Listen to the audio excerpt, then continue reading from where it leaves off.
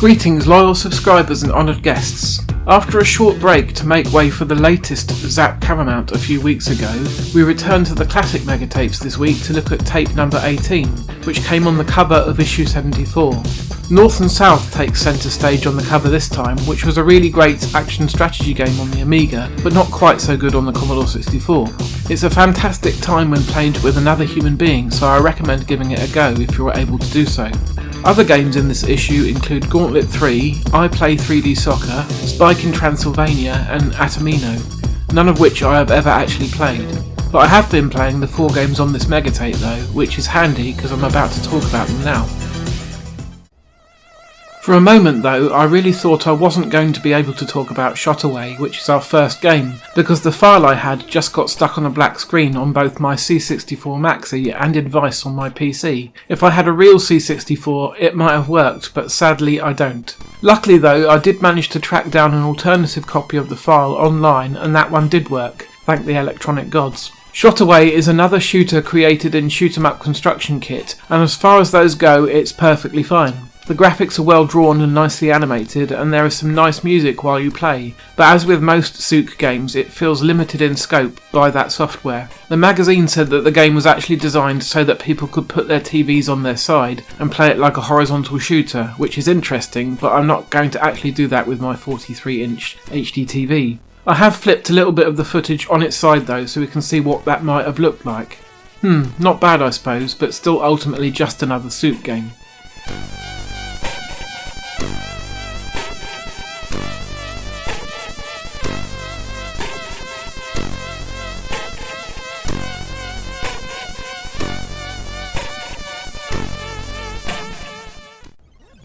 The second game on side A is Iridis Alpha, yet another crazy shooter from the mind of Jeff Minter. I had to go to YouTube and watch Hellfire64, aka Rob from Reset64, or Beyond the Scan Lines, to find out exactly how you're supposed to play this. You have to control your little Gilby craft and kill waves of enemies essentially, but there are quite a few different elements that you need to keep track of. First of these is your energy. The colour of Gilby shows how high his energy level is, with bright colours denoting a lot of energy and dull colours denoting a lack of it. White indicates that you are about to explode from being overcharged, and black likewise due to being drained. You gain energy by killing enemies and lose it by being hit by them, so you have to consciously manage this at all times. Secondly, once you get beyond the first 3 enemy waves, you have to jump to a second mirrored version of Gilby in an alternative dimension and clear waves with them too. Whichever version of Gilby you aren't controlling will be slowly decaying, so you need to fly through multicoloured rings that are dropped by enemies to flip to the other version, and keep doing this regularly to avoid another game over. There's even more to the game besides this, but at risk of getting too confusing I will leave it at that. I recommend referring to Rob's full video if you do want to learn how to play for yourself. After taking in all this information and practicing a couple of times, I feel that I was starting to get the hang of how to play Iridis Alpha, but I was far from being any good at it. There are a ton of stages that you need to complete to beat the game, and I only just got to wave 8 or so on the starter planet. There are these particular enemies called liquor ships that you'll no doubt be aware of if you've ever played this game before. These latch onto you, restrict your movement and drain your energy at an alarming rate. They're truly horrible creations and they turn up very early in this game, making progress a bit rough for new players, especially with all the other systems they have to contend with. People who are adept at Iridis Alpha rave about it though, and many, Rob included, think it is Jeff Minter's best game ever.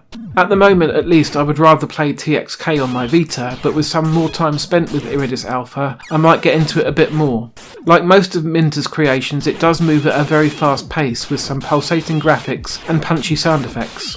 Zzap64 awarded the game a score of 95% and a Sizzler award, with Julian Rignall pointing out that the complex nature of the game does mean that it won't appeal to many, but those who enjoy a good shoot 'em up can't afford to miss it. For their closing statement, they went with another stunning and innovative Minter release which earns itself the position of the best shoot 'em up on the 64 to date.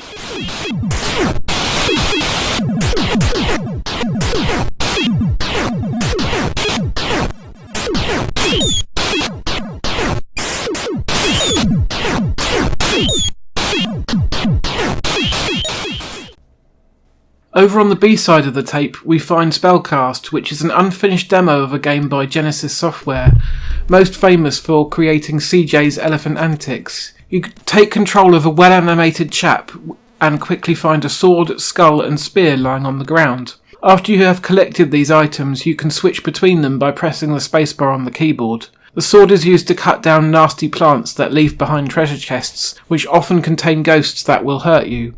The skull can be thrown in a high arc and is useful for getting rid of flying enemies like wasps, birds or dragons. Likewise with the spear, which is also a throwing weapon but has a shallower arc. I thought this game was quite good fun, but I just could not get past the river because a snake or whatever it is supposed to be kept knocking me off the moving stone platform. There are a good range of moves that are performed by holding down the fire button and pushing the joystick in a different direction. I think the game looks pretty good and I do like the animation. Overall, this demo showed a lot of promise. It just could have done with a bit of music to liven it up. It looks like the full game was never finished, which is a bit of a shame. I would have liked to have seen how that turned out.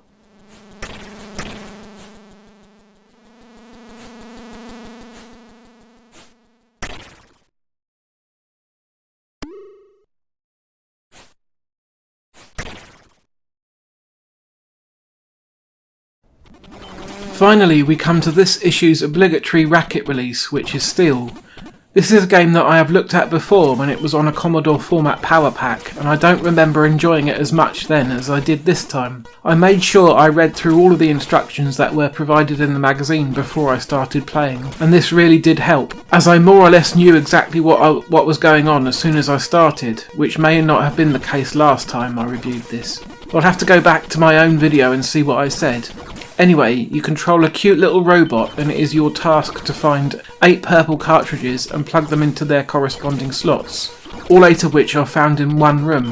Before you can do this though, you need to access terminals scattered around the ship and beat a sub-game to get access to each of the slots. Only one terminal is active at a time and this is indicated by a yellow light. The sub-game involves chipping away layers of a moving wall with your lasers so that you can shoot the core and open up the slot. You are able to carry 3 cartridges at the same time, so there will be a bit of back and forth in order to get all 8 slotted in. This is another game where you need to manage your energy level and there are charging stations all around the ship. These are quite plentiful, so as long as you are careful you shouldn't be at much risk of a game over. A tone, which can be annoying, indicates if you are in the vicinity of an open terminal, and it gets faster and faster the closer you are. I had to literally force myself to stop playing Steel, or I would have just sat there for most of the day until I completed it. I did manage to slot 3 of the 8 cartridges though. It's really good fun despite the swarming enemy robots getting a bit annoying sometimes as they bump into you and shoot you. The graphics are fantastic though. I really love the designs of all the cute little robots. They are obviously inspired by the robots from Disney's The Black Hole, but I don't really mind that. Sound is okay. Like I said, that alarm can be annoying, but it is useful in letting you know if you're going in the right direction. It's the gameplay that really made Steel so addictive for me though. I usually don't have the patience for action-adventure games like these, but this one was different for some reason. As a result, I have to make Steel my standout game for this tape, though I suspect for most people it will be Iridis Alpha. As for Zzapped, they quite enjoyed Steel and awarded the game a solid rating of 82% in one of their budget roundups, concluding things with, not quite as good as Slayer, but still a good game.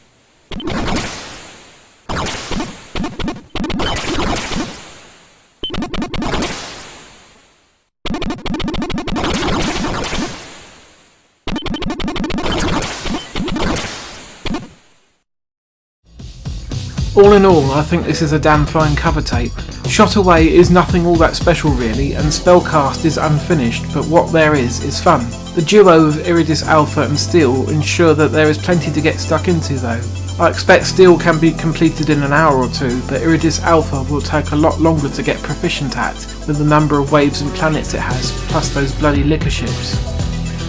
So that brings us to the end of another episode. Please leave a like, drop a comment and consider subscribing if you don't already. I don't ever get a huge amount of views, but the few people who do let me know they enjoy these videos give me the encouragement to keep going, so thank you if you are one of those people. I'll be back for episode 20, issue 75 in 2 weeks' time, so I hope you will join me then, and in the meantime, take care.